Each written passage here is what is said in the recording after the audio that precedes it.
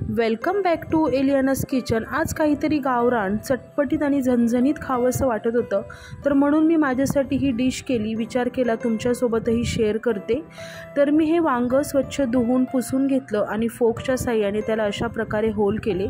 Folk नसेल तर तुम्ही चाकूने देखील असे सर्व वांग्याला होल करून घ्यायचे आहेत। आता ह्या वांग्याला तेल लावायचं आहे।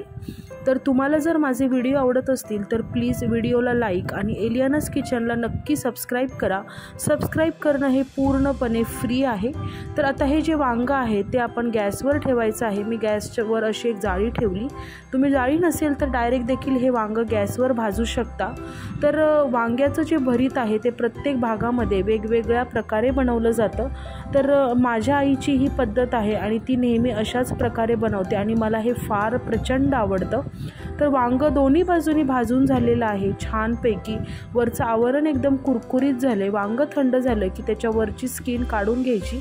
तर मी आहे ना वांग्याची ही वरची स्किन पूर्ण काढत नाही, थोडंफार त्याला तसंच ठेवते, म्हणजे चव खूप भन्नाट लागते।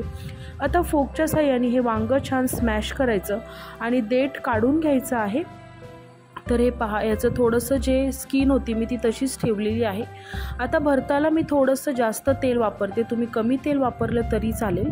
मी 2 ते 3 चमचे तेल घातलं आणि यामध्ये 6 ते 7 लसणाच्या पाकळ्या आणि 2-3 हिरव्या मिरच्या छान परतून घेतल्या। एक मोठा साईजचा कांदा बारीक चिरून घेतला, तो यामध्ये घातला आणि कांदा छान सोनेरी रंग येईपर्यंत परतून घ्यायचा आहे। तुम्ही पाहू शकता कांदा मस्त गुलाबी झालेला आहे। आता यामध्ये अर्धा चमचा हळद, अर्धा चमचा मिरची पावडर आणि अर्धा चमचा धन्याची पावडर घातलेली आहे आणि हे व्यवस्थित आपल्याला मिक्स करून घ्यायचं आहे। तुम्ही पूर्ण हिरव्या मिरचीत देखील हे बनवू शकता।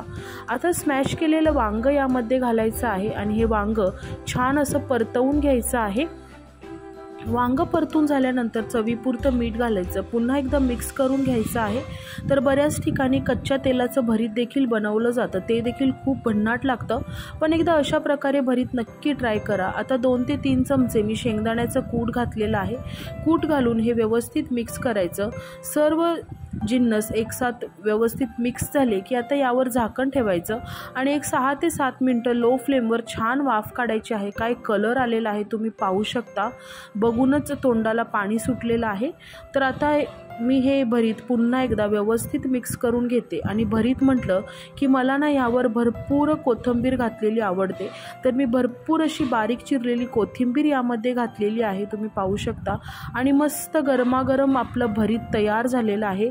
गरमागरम ज्वारीच्या भाकरीबरोबर मी हे एन्जॉय केलं, खूप टेस्टी झालं होतं। एकदा नक्की हे वांग्याचं भरीत ट्राय करू शकता। जर तुमच्याकडे हे काळं वांगं नसेल तर तुम्ही हिरव्या कलरच्या वांग्याचं देखील भरीत बनवू शकता, अगदी अप्रतिम लागतं। पण मला पर्सनली काळ्या वांग्याचं भरीत खूप जास्त आवडतं। आजची ही सोपी रेसिपी आवडली असेल तर रेसिपीला लाईक, शेअर आणि एलियानास किचनला नक्की सबस्क्राईब करा। व्हिडिओ पाहिल्याबद्दल धन्यवाद। Take care and bye.